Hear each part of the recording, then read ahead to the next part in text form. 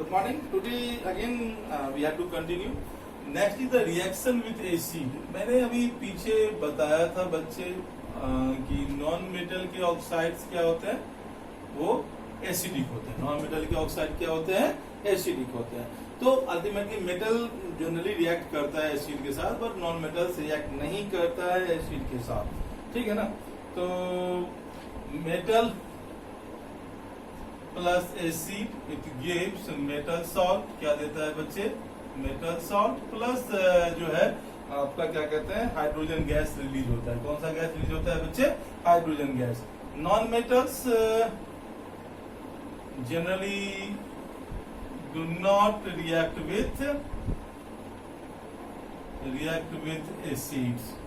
Non metals जो होते हैं वो एसिड के साथ रिएक्ट नहीं करते हैं, लेकिन मेटल जब भी एसिड के साथ रिएक्ट करेगा तो मेटल सॉल्ट और हाइड्रोजन गैस बनेगा। और यहाँ भी एक्टिविटी सीरीज इंपॉर्टेंट है। जो जितना रिएक्टिव है वो उसी के मुताबिक रिएक्शन शो करेगा। और ये आपको दिख रहा है, आपके देखिए बुक में पेज नंबर 64 पे। आप ध्यान से देखिए बच्चे लोग, पेज नंबर 64 पे उन्होंने क्या किया हुआ है, एक A B C D E F 6 beakers लिया है। एक में मैग्नीशियम रिबन डाला है, एक में एल्युमिनियम फॉयल डाला है, एक में आयरन डाला है, आयरन की कील जो होती है, फिर एक में कॉपर वाला तार डाल दिया, एक में कोयला डाल दिया, एक में सल्फर डाल दिया, सल्फर पाउडर सब में डाल दिया। आप लोगों को दिख रहा है। अब उसमें क्या किया, सबके में हाइड्रोक्लोरिक एसिड डाल दिया, सब में हाइड्रोक्लोरिक एसिड डाल दिए गए। अब उसने क्या देखा, क्या हो रहा है, मैग्नीशियम जो इसमें आपने रखा था, जैसे ही आपने हाइड्रोक्लोरिक एसिड डाला वो विग्रेसली बहुत तेजी में उसके साथ रिएक्शन करेगा और उसमें बबल्स निकलना शुरू होगा। कलरलेस गैस है, कोई कलर नहीं होगा। जो गैस निकलेगा अगर उस पर आप माचिस जलाएंगे तो पॉप साउंड के साथ जलेगा। किस साउंड के साथ जलेगा बच्चे, पॉप साउंड के साथ। जो पॉप साउंड बताता है कि वो गैस जो निकल रहा है वो हाइड्रोजन गैस है। विच sound, that is called pop, pop, वो निकलेगा जो गैस। ठीक है। फिर दूसरा एल्युमिनियम, यहाँ भी आपने डाला, यहाँ भी फटाफट रिएक्शन होगा। यहाँ भी रिएक्शन होने के बाद यहाँ भी एक कलरलेस गैस निकलेगी और ये गैस भी उसी क्या कहते हैं पॉप साउंड के साथ जलेगी। That is so that gas is hydrogen. जब भी कोई भी गैस पॉप साउंड से जलती है तो that is the hydrogen gas. अब आयरन में आराम से रिएक्शन होगा, उतना तेज रिएक्शन नहीं होगा, लेकिन यहाँ भी बबल्स निकलेंगे, वही गैस निकलेगा। वो गैस भी फिर से किसके रिएक्शन करेगा, और पॉप साउंड के साथ जलेगा। क्योंकि मैंने अभी बताया है मेटल जब भी रिएक्ट करेगा तो क्या बनाएगा बच्चे, मेटल और क्या कहते हैं salt with hydrogen gas is release.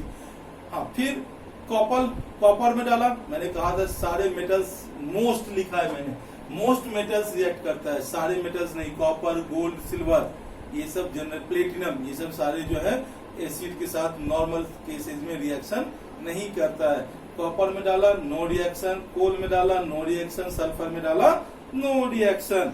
ठीक है ना। तो आपने देखा इसी का आपके बुक में जो है आपको क्या कहते हैं डिफरेंट रिएक्शन दिया है। Mg प्लस 2HCl, तो क्या बना दिया है बच्चे, Mg प्लस HCl जो पहला मैंने डाला था तो क्या बन गया, MgCl2 प्लस H2। क्या बन गया बच्चे, MgCl2 प्लस H2। यहाँ 2 हो गया तो यहाँ 2 डाल दिया आपने, बैलेंस भी हो गया। फिर आपने ये मैग्नीशियम के साथ हो गया। दूसरा मैंने एल्युमिनियम के साथ कहा Al प्लस HCl, ये क्या बनाएगा, AlCl3 प्लस H2। ये आप कहोगे सर AlCl3 कैसे हो रहा है, ये हम आगे पढ़ेंगे। इसमें वैलेंसी के आधार पर कंपाउंड फॉर्मेशन होता है, उसका फॉर्मूला होता है। ठीक है बच्चे। यहाँ 3 हो गया, AlCl3 हो गया, तो यहाँ 2 है। ठीक है ना। तो अगर इसको हम बैलेंस करना चाहें तो अगर हम इसको क्या कहते हैं 3 Cl है तो यहाँ 3, यहाँ 6 डाल दीजिए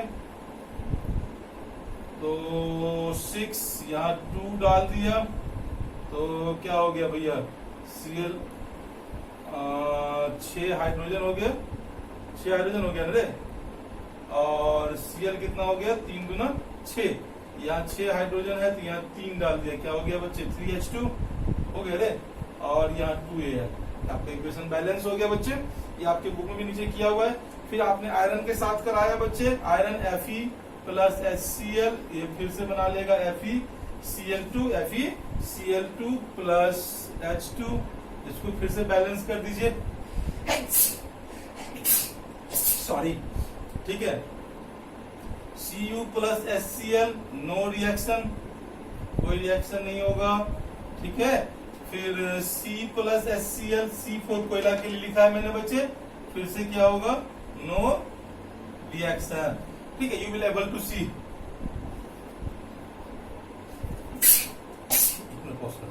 ठीक है। राइट नाउ अब जैसे मैंने एक में क्या रखा था बच्चे, फास्फोरस रखा था या सल्फर रखा था, तो S प्लस HCl, ये भी क्या होगा बच्चे, नो रिएक्शन। तो राइट नाउ आप देख सकते हैं कैसे आपका बिहेव कर रहा है, ठीक है। राइट नाउ आपने देखा कि एसिड के साथ मेटल का क्या है, मैंने ये भी कहा था कि जो नोबेल मेटल्स होते हैं, अब नोबेल मेटल्स कौन कौन से मैंने बच्चे कहा था आपको, जो रिएक्टिविटी सीरीज में हाइड्रोजन से नीचे होते हैं, मोस्टली वो नोबेल मेटल्स होते हैं, और वो एसिड से रिएक्ट नहीं करते हैं। एक्टिविटी सीरीज जो मैंने पीछे आपको बताया था, पेज नंबर उस पे था, उसको आपको देखना है। अब इसी में नेक्स्ट जो आपको दिया हुआ है, that is the called reaction with base. अब एसिड की जगह पे क्या हो गया बच्चे, बेस हो गया। रिएक्शन विथ बेस क्या होगा, रिएक्शन विथ बेस कैसे करेगा ये, ठीक है ना। तो ये रिएक्शंस मैं मिटा रहा हूं। अब राइट नाउ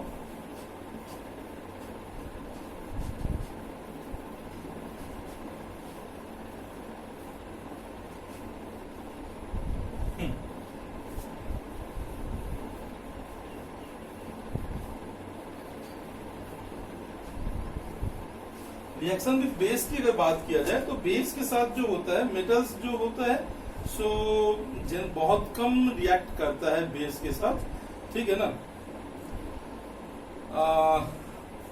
मोस्टली बेस के साथ जो है नॉन मेटल समटाइम्स रिएक्ट करता है, नॉन मेटल प्लस बेस बनाता है। ये नॉन मेटल आपने पढ़ा है कि जो ये एसिडिक होता है, तो जनरली बहुत कम रिएक्ट करता है, लेकिन अगर करेगा तो सॉल्ट प्लस वही जो रिएक्शन है आपका वाटर बनेगा। बट ये बहुत आगे का प्रोसेस है, अभी हम फिलहाल नहीं पढ़ेंगे। मेटल्स भी जो होता है बेस के साथ बहुत कम रिएक्शन करता है, बट इसमें एक नया होता है, that is called displacement reaction. और डिस्प्लेसमेंट रिएक्शन जो होता है वो मोस्टली इसमें होता है, ठीक है। तो डिस्प्लेसमेंट रिएक्शन क्या होता है, डिस्प्लेसमेंट रिएक्शन नाम से क्लियर है बच्चे। ये रिएक्शन में क्या होता है, a more reactive metal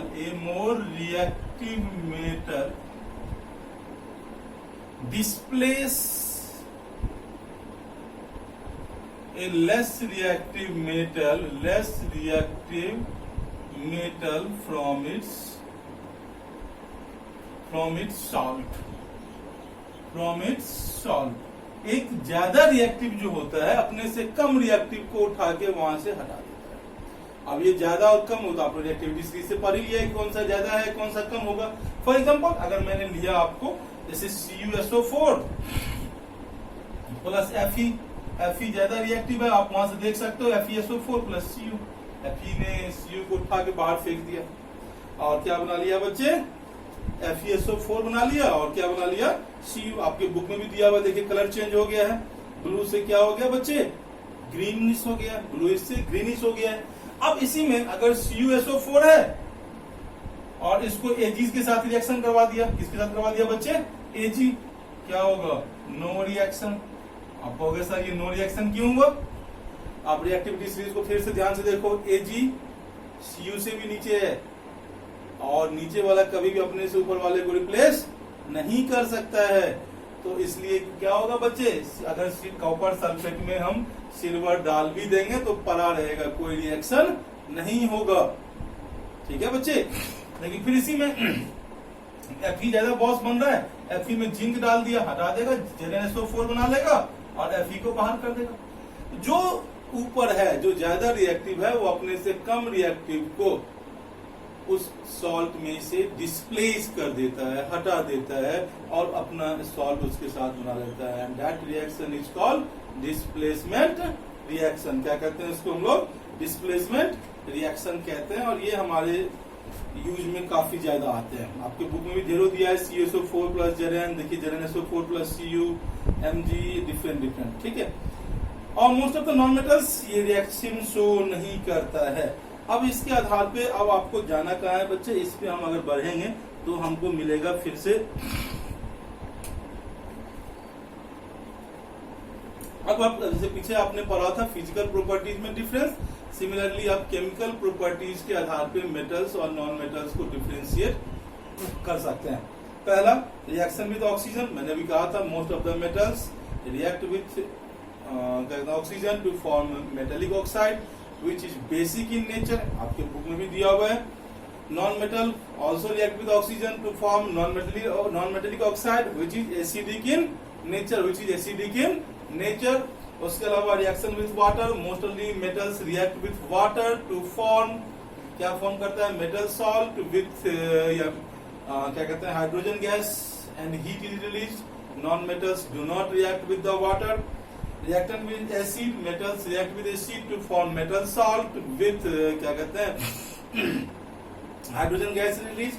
non metals do not react with acid, reaction with bases, ठीक है।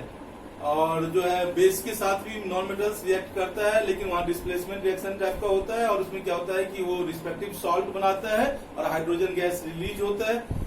नॉन मेटल्स जनरली रिलीज नहीं करता, इसके बारे में हम लोग आगे पढ़ेंगे। डिस्प्लेसमेंट रिएक्शन मैंने अभी बताया आपको कि इसमें क्या होता है, जो ज्यादा रिएक्टिव होते हैं वो अपने से कम रिएक्टिव को रिप्लेस कर देते हैं from A compound, and that reaction is called displacement reaction, ठीक है। तो इसमें इतना ही है। इसके अलावा नेक्स्ट क्लास में जो है इसके हम यूजेस के बारे में पढ़ेंगे। So for today thank you and have a nice day. Thank you.